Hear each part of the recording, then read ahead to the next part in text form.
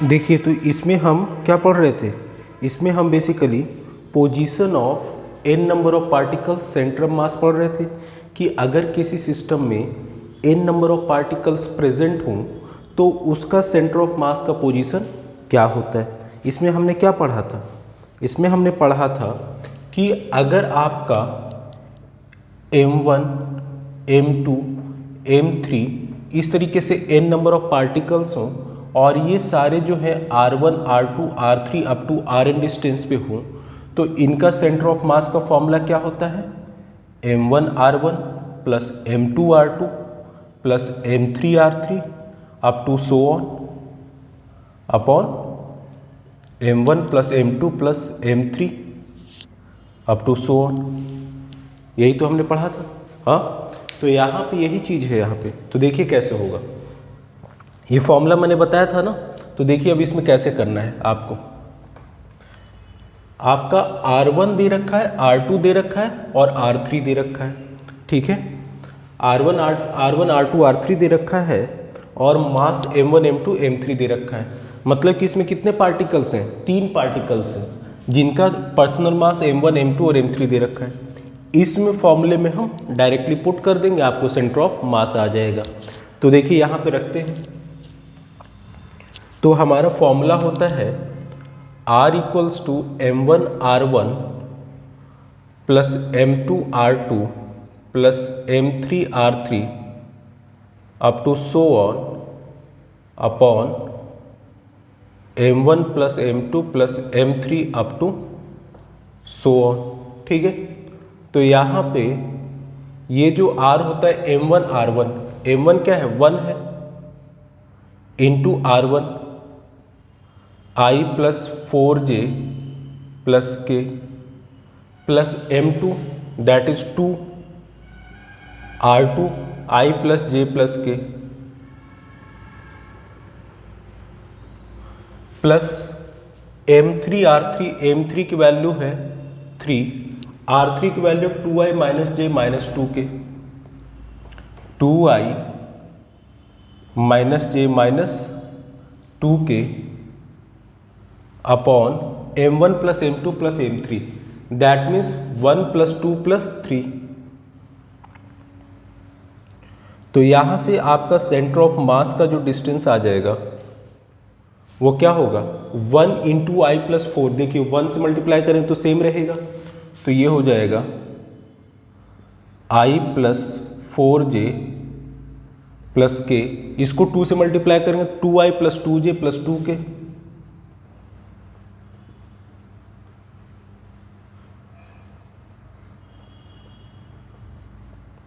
इसको 3 से मल्टीप्लाई कर 3 2 जा 6 माइनस 3 माइनस 6, 3 से मल्टीप्लाई करेंगे तो 3 2 जा 6 आई जे आई, 3 into minus 1 minus 3J, 3 into 2 plus का 6 और ये minus minus 6K upon 3 plus 2 plus 1 कितना हो गया 6। तो यहाँ से जब करेंगे तो ये क्या हो जाएगा, I प्लस 2I कितना होगा 3I प्लस 6I कितना होगा 9I। J की बात करें 4 plus 2 6J minus 3J that is plus का 3J। K की बात करें K प्लस 2K कितना होगा 3K, 3K माइनस 6K कितना होगा माइनस 3K अपॉन 6। तो ये आपका अगर 3 पार्टिकल्स दे रखे हैं तो उनका सेंटर ऑफ मास का सिंपल ये फॉर्मूला लगा के कर देते हैं। 4 होता तो आगे M4R4 हो जाता है, यहाँ पे M4 हो जाता। तो सिंपल से केसेस होते हैं ये सारे, इसमें ऐसे ही करना होता है। ये इतना इंपॉर्टेंट नहीं, बट हाँ ये जो नेक्स्ट क्वेश्चन है ये अपने आप में काफ़ी इंपॉर्टेंट है। चलिए इसको देखते हैं, तो इसको डिलीट करते हैं।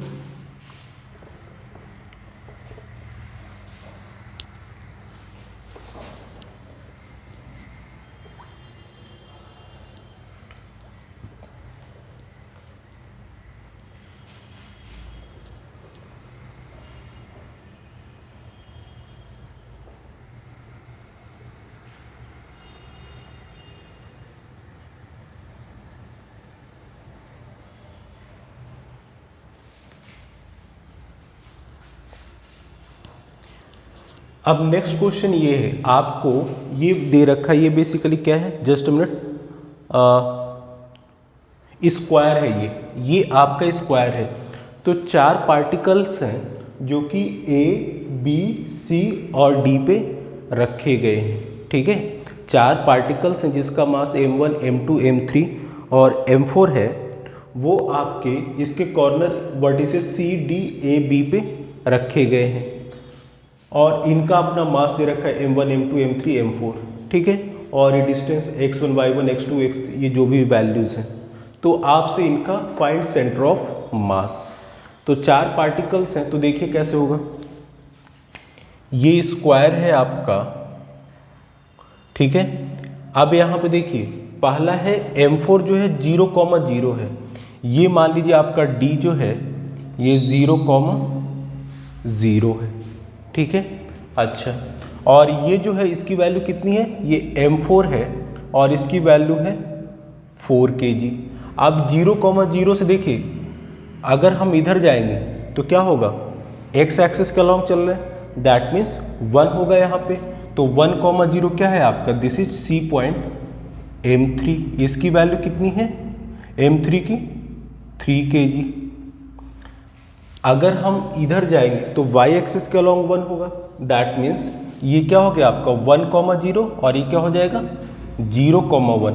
0,1 क्या है, ये है, तो इसकी वैल्यू है m1 है, इसका मास है, इसका ये m1 है और इसका मास है 1 kg। ये पॉइंट A है। तो ये देखिए इधर 1 और इधर 1, तो ये क्या हो जाएगा 1,1। ये आपका पॉइंट B है और ये है m2 दैट इज 2 kg। तो एक स्क्वायर में के चारों कॉर्नर पे इस तरह से मास रखे गए हैं और इनका मास दे रखा है, कोऑर्डिनेट्स वाइज दे रखा है। तो देखिए हमने आपको बताया था कार्टेशियन में, इसको अब हम डिलीट कर देते हैं।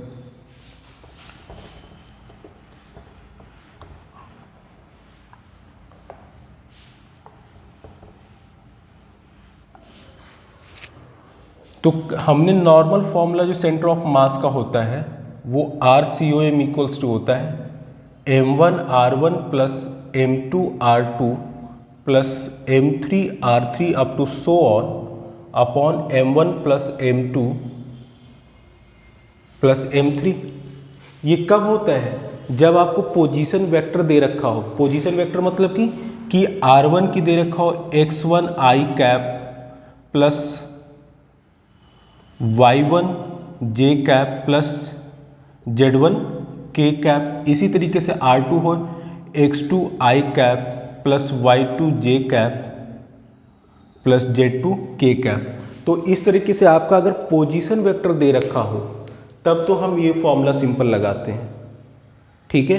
लेकिन अगर कार्टेशियन में दे रखा दैट मीन्स एक्स वाई आपको अलग अलग दे रखा हो, जैसे यहाँ देखिए x 0,0 1,0 इस तरीके से है ना। तो उस केस में हम क्या करते हैं, तो उस केस के लिए हमने आपको बताया था कि जो फॉर्मूला हो जाता है वो हो जाता है आपका R equals to m1 x1 plus m2 x2 plus, ये इतना वीडियो में आ रहा है, ठीक है, m3 x3 up to so on upon m1 plus m2 plus m3 up to so on. तो ये क्या हो जाएगा, ये हमारा x एक्सिस के अलॉन्ग हो जाता है और y के अलॉन्ग को सेंटर ऑफ कोऑर्डिनेट्स क्या हो जाता है, सेंटर ऑफ मास का coordinates m1 y1 plus m2 y2 plus m3 y3 up to so on upon m1 plus m2 plus m3 up to so on. इस तरीके से होता है। तो ये R आपका y है, position vector of y for centre of मास। तो जैसे देखिए अब R ऑफ x निकालना है, तो m1 आपका देखिए मास यहाँ पे m1 क्या है, ये है 1 kg और इसका जो है x क्या है 0,1 में ये x क्या है, ये x है और ये क्या होता है आपका y होता है। कोऑर्डिनेट्स हम क्या लिखते हैं x, y लिखते हैं ना, यानी जो पहला होता है वो x होता है, दूसरा क्या होता है y होता है। तो यहाँ पे ये R ऑफ x मतलब कि सेंटर ऑफ मास का एक्स कार्टेशियन कोऑर्डिनेट्स। इसे जब हम इस तरह से लिखते हैं तो इसे क्या बोलते हैं, Cartesian coordinates.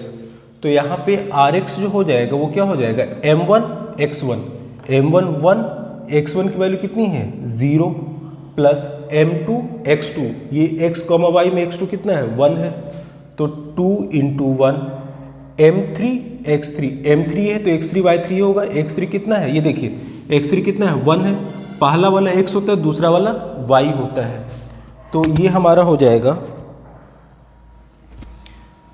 3 into 1 plus m4 x4, तो 4 और x4 की वैल्यू क्या है 0, 4 into 0 upon m1 plus m2 plus m3, that means 1 plus 2 plus 3 plus 4।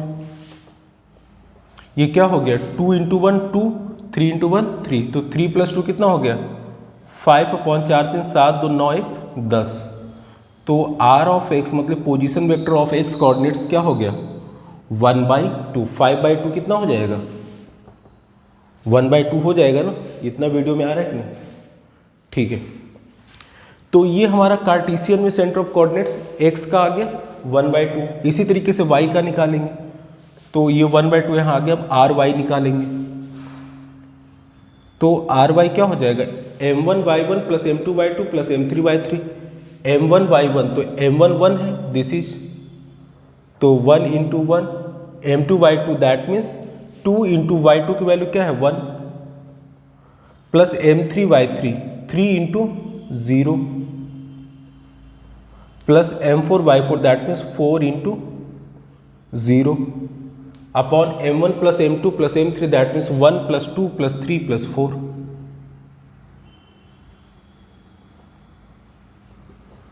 तो यहाँ से हो जाएगा 1 प्लस 2 कितना हो गया 3, ये 0 तो 3, 2 इंटू 1 2 प्लस 1 3 अपॉन 4 3 7 2 9 1 10, 3/10।